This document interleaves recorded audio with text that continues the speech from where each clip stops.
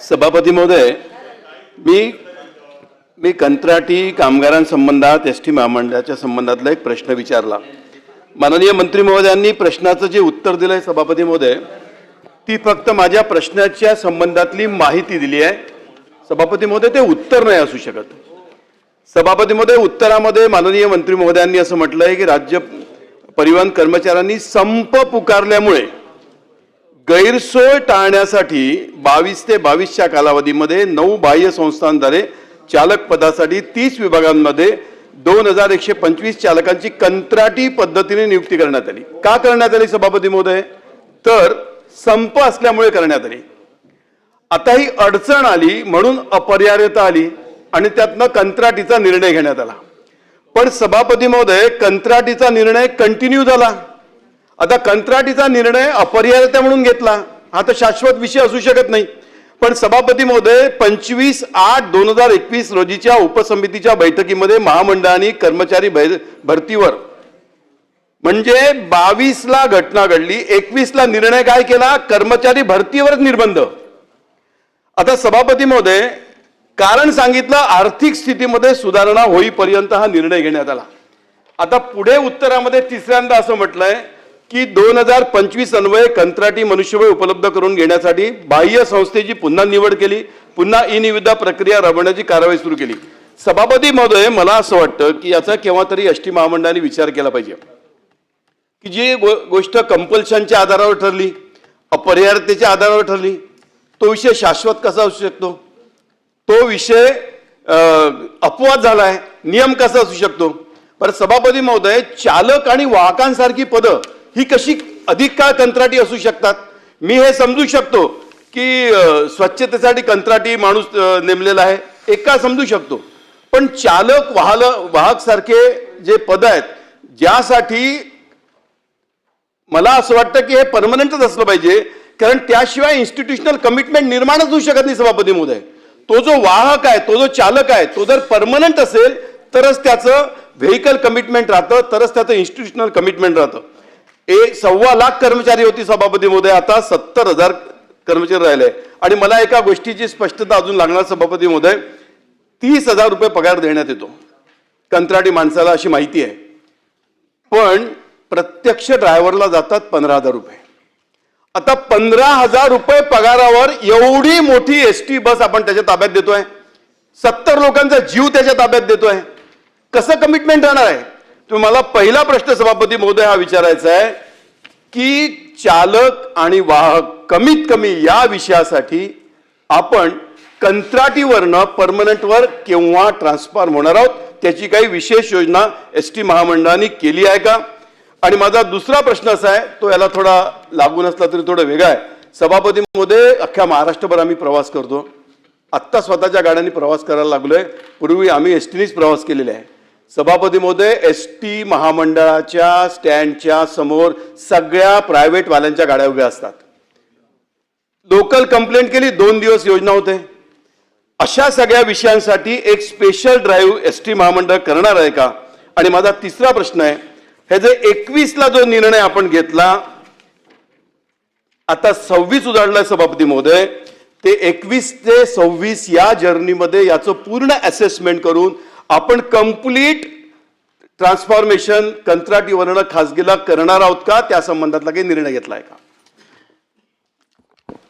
सभापती महोदय, सन्माननीय सदस्य श्री श्रीकांत भारतीय यांनी एसटीच्या संदर्भात जो प्रश्न ह्या ठिकाणी उपस्थित केलाय, त्या अनुषंगाने मी सांगू इच्छितो की 2022 साली एसटी कर्मचाऱ्यांनी अचानक संप पुकारला आणि संप पुकारला असल्या कारणानं एसटी गाड्या त्या स्टँडवरच उभ्या होत्या आणि त्यामुळे तातडीची गरज म्हणून दिनांक 1/2022 रोजी निविदा प्रक्रिया राबवून काही कंत्राटी कामगार घेतले गेले, ही वस्तुस्थिती आहे। परंतु तू फक्त संप काळामध्ये ते होते, ज्या काळामध्ये संप झाला, गाड्या उभ्या होत्या, प्रवाशांची गैरसोय होऊ नये यासाठी ते कंत्राटी कामगार भरती केले होते. आपल्यालाही कल्पना आहे सभापती महोदय की काही अशा परिस्थितीमध्ये त्या महामंडळाची अनुमती घेऊन ते निर्णय हे घेतले जातात. म्हणजे कोविड काळामध्ये सुद्धा राज्य शासनानं काही निर्णय घेतले होते, काही महापालिकांना, काही जिल्हा परिषदांना, काही जिल्हाधिकाऱ्यांना ते अधिकार प्रदान केले होते आणि त्यामुळे त्या ठिकाणची परिस्थिती त्यावेळेस हाताळली गेली. ह्याही परिस्थितीमध्ये आपल्याला कल्पना आहे की तो फार मोठा संप होता आणि सर्वसामान्य प्रवाशांचे हाल होऊ नये म्हणून तो निर्णय घेतला होता. परंतु जसा संप संपला तसे त्या कंत्राटी कामगारांना आपण त्यांचे, कारण तो टेम्पररी होते त्यामुळे त्यांना नंतर आपण नोकरी देऊ शकलो नाही. ही पण वस्तुस्थिती आहे की एस टी महामंडळ तोट्यामध्ये गेल्या अनेक वर्षापासून चालत आहे. कारण राज्य शासनाच्या माध्यमातून विविध योजनांचा लाभ हा एस टीच्या माध्यमातून आपल्या सर्वसामान्य घटकांना होतोय. त्यामध्ये आमच्या लाडक्या बहिणी आहेत, 75 वर्षावरील ज्येष्ठ नागरिक आहे, आमचे दिव्यांग आहे, आमचे काही पत्रकार बांधव आहेत. या सर्व समाजातील घटकांना आपण सोयी सुविधा देत असताना एस टी महामंडळ तोट्यामध्ये जात आहे. परंतु शेवटी तोट्यामध्ये जात असलं तरी ही काळाची गरज आहे आणि शेवटी एस टी ही प्रवाशांच्या सेवेसाठी आहे. त्यामुळे काही निर्णय हे एस टीच्या माध्यमातून सरकारला घ्यावे लागतात आणि त्यावेळेस ते निर्णय घेतले गेले.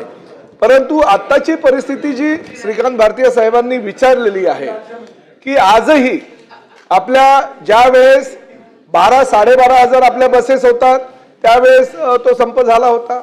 आज आपल्याकडे साधारण 14,000च्या आसपास बसेस आहेत आणि अभिमानानं सांगावंसं वाटतं सभापती महोदय की महायुतीच्या काळामध्ये दर वर्षाला 5,000 बसेस घेण्याचा नवीन आपण उपक्रम केलेला आहे आणि आज 8,000 बसेसची निविदा प्रक्रिया झालेली आहे.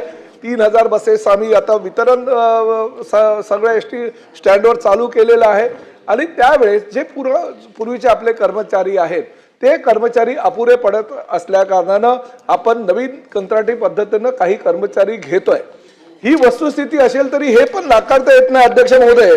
राज्य शासनाकडे आपण प्रस्ताव पाठवलाय आणि तो प्रस्ताव 200-500 कर्मचाऱ्यांचा नसून चालक तथा वाहक श्रीकांत भारतीय साहेब 12,381 सेवा निवृत्ती पुढील 4 वर्ष पकडून 5,361 म्हणजे जवळजवळ 17,742 कर्मचाऱ्यांची मागणी आपण राज्य शासनाकडे पाठवलेली आहे. राज्य शासनाच्या वित्त विभागाकडे ही सर्व पदं मंजूर करावी अशी आपण आपल्या डिपार्टमेंटच्या माध्यमातून विनंती केलेली आहे आणि निश्चितपणे राज्य शासनाकडून एवढ्या सगळ्या भरती प्रक्रियेला आपल्याला मंजुरी मिळाल्यानंतर ताबडतोब ही मेगा भरती एस टी महामंडळामध्ये होणार आहे आणि त्यामुळे सर्वसामान्य जे प्रवासी आहेत त्या प्रवाशांची सुखसुविधेसाठी एस टी प्रयत्नशील आहे आणि निश्चितपणे महामंडळाच्या माध्यमातून ज्या ज्या काही उपाययोजना राबवायच्या त्या उपाययोजना राबवल्या येतील.